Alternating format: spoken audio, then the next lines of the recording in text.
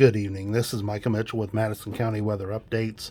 I just want to take a few minutes to go over the pattern over the next 7 to 10 days. It's actually going to be pretty quiet, unlike what we've gotten used to over the last few weeks. So let's jump right into what we're going to be looking at. First, I want to take a look at the wide view, and we're looking at the United States, of course, over here, looking up into the Aleutian Island chain and the Bering Sea. And what we see up there, this is a lot of where, among other things, I look at the Southern Oscillation Index, the Madden-Julian Oscillation. As far as potential storminess, I also tend to look a lot at the Bering Sea and what's called the Bering Sea Rule. Not anything created by me, by the way. But, Indiana would be somewhere in this area. So we can see a large storm, but it would be to our northwest. Whatever goes through the Bering Sea, the theory is that if you see a storm going through the Bering Sea or through the Aleutian Islands, that 17 to 21 days later, you can expect something similar to be going through the continental United States. And it kind of correlates to different positions along the Aleutian Islands as far as what part of the country. It seems like it's, to me, it seems like it's really only mostly accurate east of the Rocky Mountains. That's just the way it's kind of looked to me. But at any rate, what we're seeing up here is that big storm going off to what would be to our northwest, and I believe that would still be the case in 17 to 21 days, so somewhere early August. What the Bering Sea has been advertising is some storminess to end the month, and maybe the very beginning of August, and then kind of settling into a little more of a zonal pattern where we're not going to see a lot of ups and downs, at least for a few days. So, I still expect, some pretty decent warmth to end the month, but, some storminess may come back by early next week. We'll see how that sets up because, again, there are some other oscillations at play. The Madden-Julian Oscillation, it's kind of advertising that things are going to stay relatively stagnant. Everything's kind of been slow moving. So when we get into these patterns, they just kind of tend to linger and are slow to move off. So we'll see if that storminess actually makes it to our area or not. That's just kind of a quick look at the longer range. Again, kind of the end of the month and into early August. Sorry, I'm getting a little bit of a headache today, and I'm kind of fighting with it more than I thought. So at any rate, we'll take a look at model guidance coming up into this next week. Again, I don't really forecast by the models, but they visually are nice tools to use. So we'll take a look at one of the things I had discussed was the possibility of a storm cluster somewhere in the Tuesday to Wednesday time frame. And the models are kind of seeing that, but they're kind of killing it off. And I think that's the case. I told you last week that we'd watch to see if the possibility, I thought we were going to stay dry, but we'd see the possibility, what kind of setup, and the models are kind of showing it dying off. So we'll show you that here. This is the NAM models, got a little bit higher resolution. And you can see it's relatively quiet. We're getting into Tuesday. And then as we get into the overnight Wednesday, or Tuesday night into Wednesday, you can kind of see the NAM trying to pick up on a little bit of a disturbance here. Is there's a front that just kind of wants to backdoor in, kind of like what happened earlier today, where it kind of wants to backdoor in from the northeast, and that could trigger some storm activity. The NAM kind of is the most vigorous of all of the models, and this is somewhere around this would be about 2 o'clock on Wednesday afternoon, and you can see it's got some activity there. Timing will be everything. If this kind of disturbance makes it in here in the afternoon, we'll have a better chance of storms. If it's in the morning or later in the evening, then our chances of storms will be lower. But if we're going to have storms, it looks like it's probably going to be somewhere between Tuesday night and Wednesday night. So we'll see if that happens.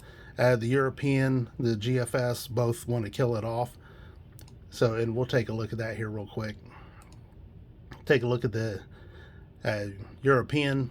This models, by the way, these models are on Pivotal Weather, one of the subscriptions I pay for. So let's take a look here.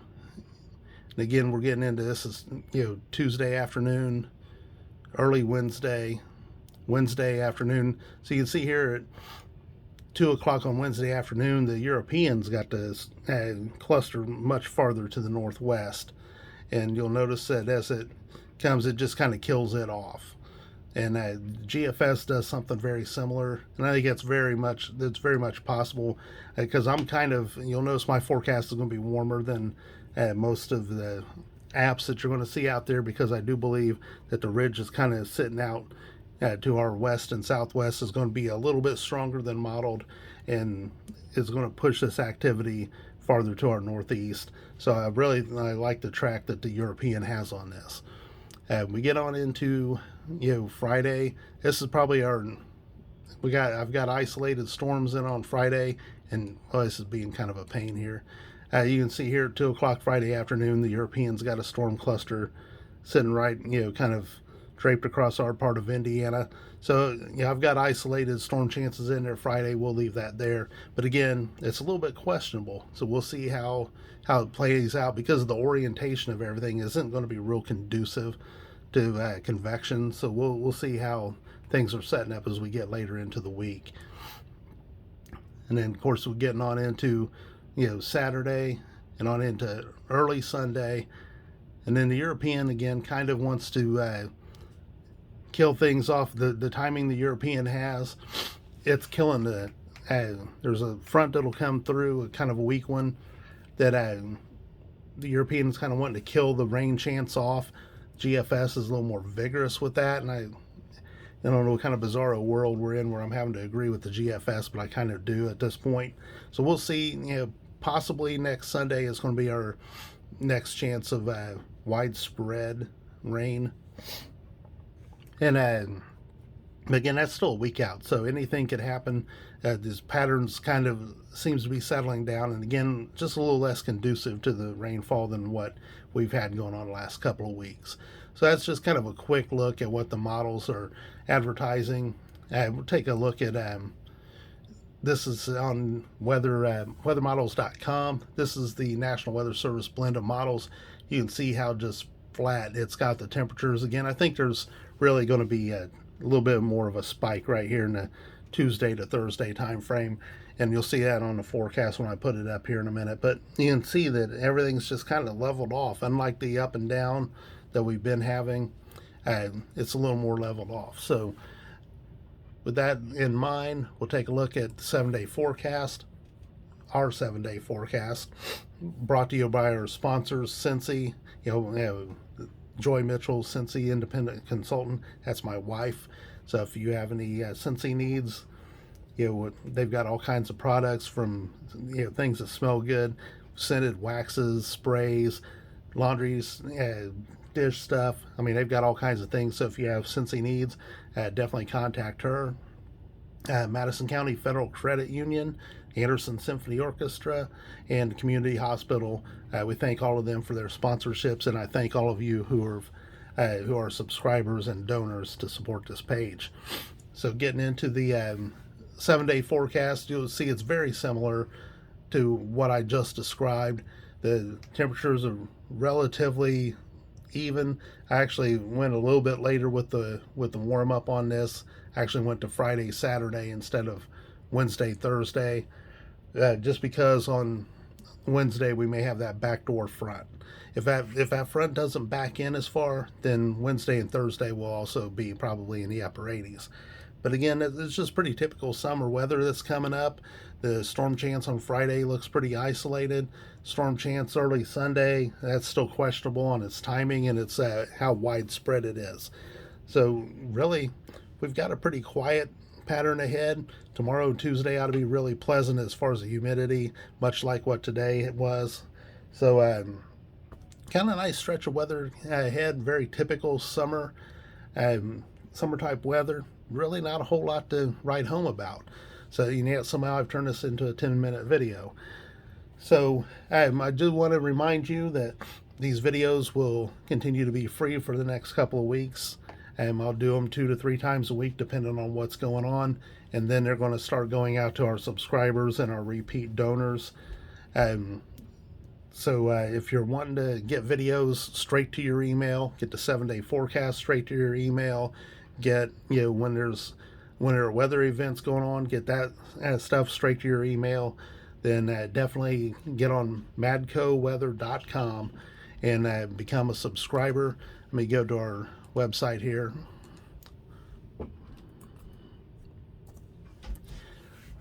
So if you go to madcoweather.com, and over here on the right side, there's a kind of an inconspicuous little tab over here that says support us. You can just click on that and go down here, and there are the options to do one-time donations, pledge anywhere from $1 to $100 a month, actually more than that. Or down here you can pledge yearly. So whatever fits in for you to help support what we're doing. I didn't really want to go to where we were doing a subscription service, but just asking for donations hasn't worked out super well. So if you want to support us and you want to get this stuff straight to your email, I'm trying to add some value to make it worth the money to you, and I'll be increasing what we do. Right now, I don't have prices set. Only one person's taken advantage of setting their own price. So now's the time to get in here and subscribe, because right now you can set your own price. I'm going to have the price structure worked out here within a couple of days. So if you've not already subscribed to us, now's the time to get on and do it, where you can set your monthly price. So with that, all that said, this is Micah Mitchell with Madison County Weather Updates. Thank you so much for your support, and we'll talk to you later. Thank you.